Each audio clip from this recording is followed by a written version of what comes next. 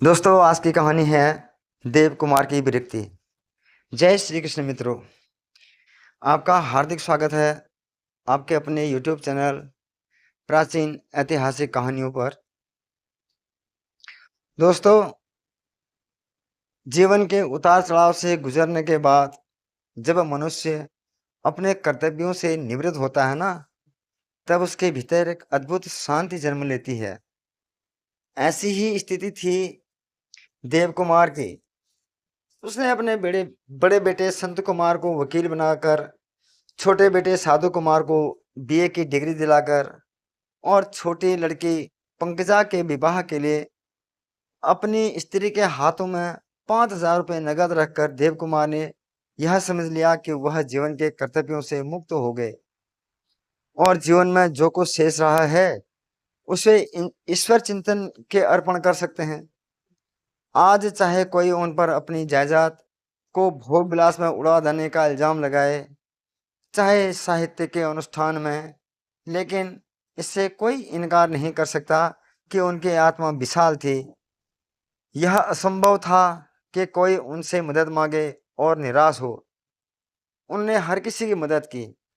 भोग विलास जवानी का नशा था और जीवन भर वह उस क्षेत्र की पूर्ति करते रहे, लेकिन साहित्य सेवा से उन्हें और किसी काम में रुचि ना हुई और यहाँ धन वहाँ धन, इसका उन्हें कोई लालच नहीं था।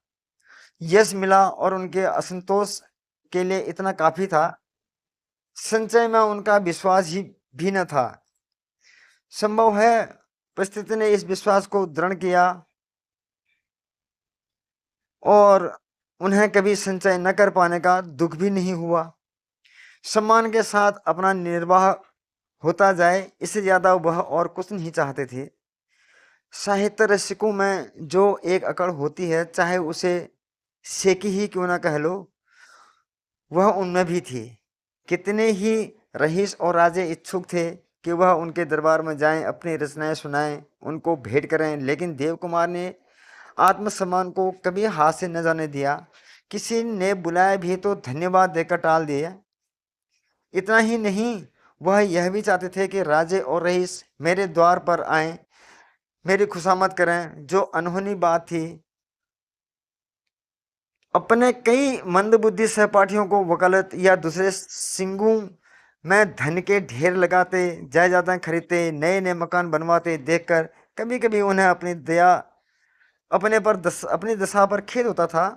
विशेषकर जब उनकी जन्म संगिनी सैबिया गृहस्थी की चिंताओं से जलकर उन्हें कटु वचन सुनाने लगती थी। पर अपने रचना कुटीर में कलम हाथ में लेकर बैठते ही वह सब कुछ भूल साहित्य स्वर्ग में पहुंच जाते थे।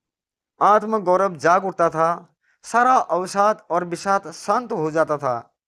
साहित्य मर्मज्ञों ने गुणग्राहकता से भरे पन्ने लिखे थे, यद्यपि उन रचनाओं का देवकुमार की नजरों में अब उतना आदर न था। उनके भाव उन्हें भावुकता के दोष से पूर्ण लगते थे। शैली में भी कृत्रिमता और भारीपन था, पर जनता की दृष्टि में वही रचनाएं अभी सर्वप्रिय थी।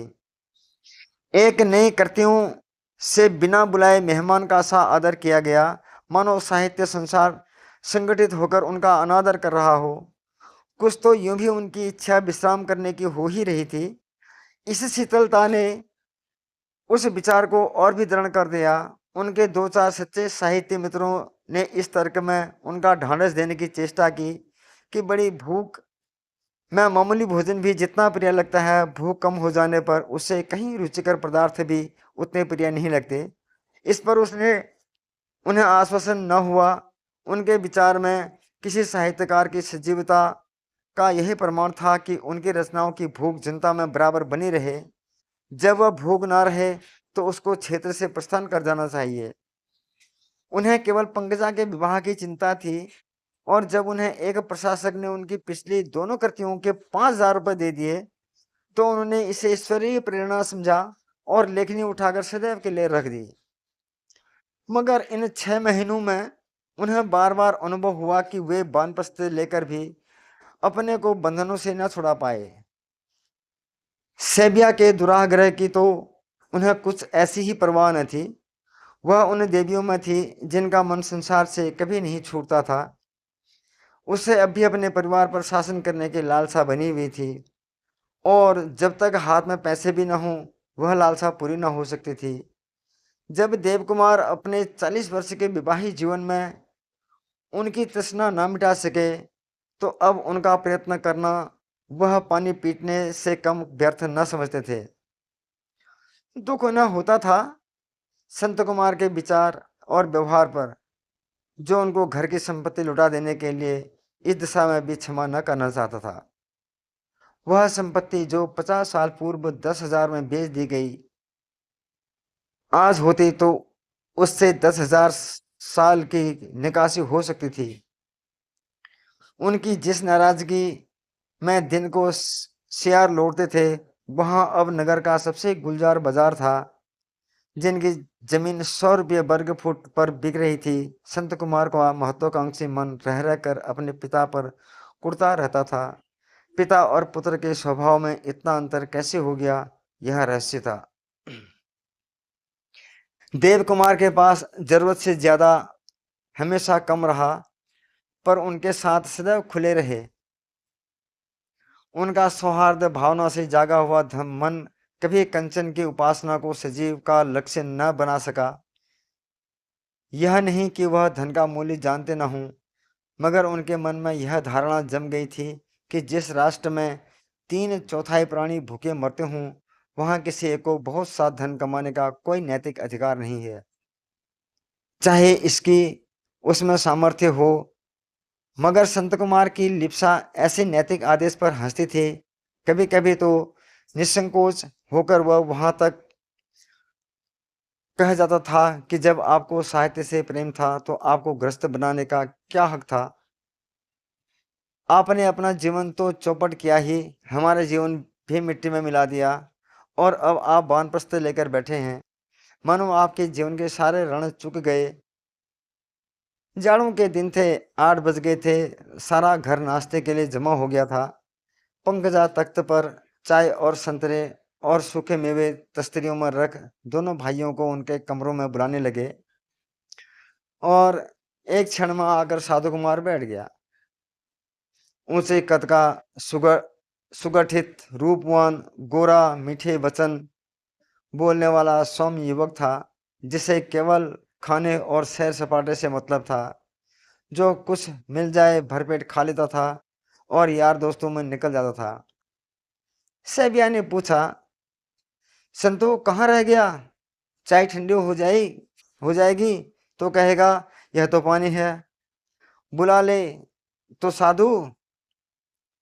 इसे जैसे खाने पीने की भी छुट्टी नहीं मिलती। साधु सिर झुकाकर रह गया। संत कुमार से बोलने उनकी जान निकलती थी।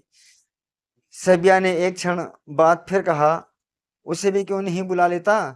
साधु ने दबी जबान से कहा, नहीं, बिगड़ जाएंगे, सवेरे सवेरे तो मेरा सारा दिन खराब हो जाएगा।